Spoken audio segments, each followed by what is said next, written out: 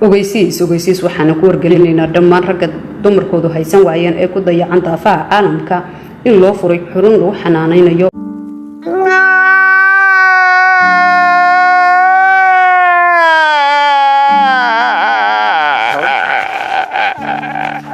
xarunta shaqooyinka qabanaysa waxaa kamid ah qofkii guur raba in loo guurinayo gabar yar oo aad u dulqaad badan arrimaha qoyskana aad ugu xeel dheer takhasusna ku ah u dhimrinta qofka nolosha la wadaagaya.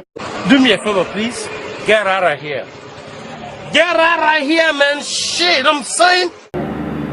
xarunta waxay kaloo qabanaysaa oo shaqooyinka qabanaysa kamid ah in stress-ka iyo buuqa looga saarayo qofkii noloshiisa hore ka soo qaaday kiya karo dib u dejin loogu sameeyo maskaxdiisa iyo caafimaadkiisa.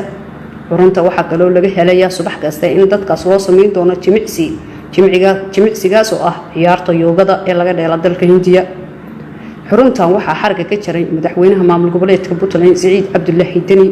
xarunta waxaa gacanta ku haya shirkadda Deep World ee fadhigoodu yahay Imaaraat. waxaa kaloo beesha ka marnay oo gacanta saddexaad maamulaya Sacuudi Carabiya. waxaa kaloo gacanta ku hayo ayagana meesha ka marnay shirkaddan oo dhiirigelinaya dalalka aan jaarnahay Itoobiya iyo Kenya. shaqadan ayaa noqonaysa shaqada ugu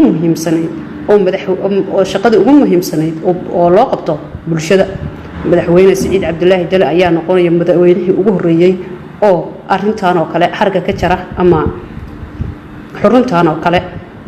waxaanu leenahay mudana madaxweyne jasaakumullahu khayr.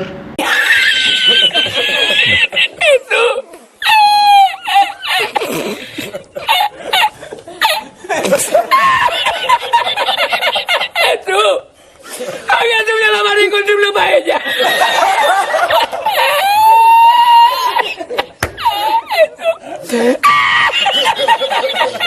La encontré.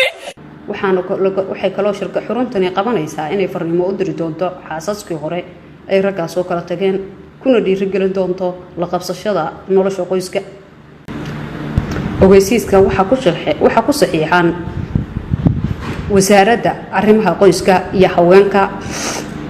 wixii faahfaahin waxaad kala xiriiri kartaan 07243 oo ah lambarka madaxweynaha gacanyarihiisa. aad iyo aad ayaan idin salaamayaa. waa nin ismoodo oo ina leh hala soo gaaro xarunta aad ayay idin anfici doontaa.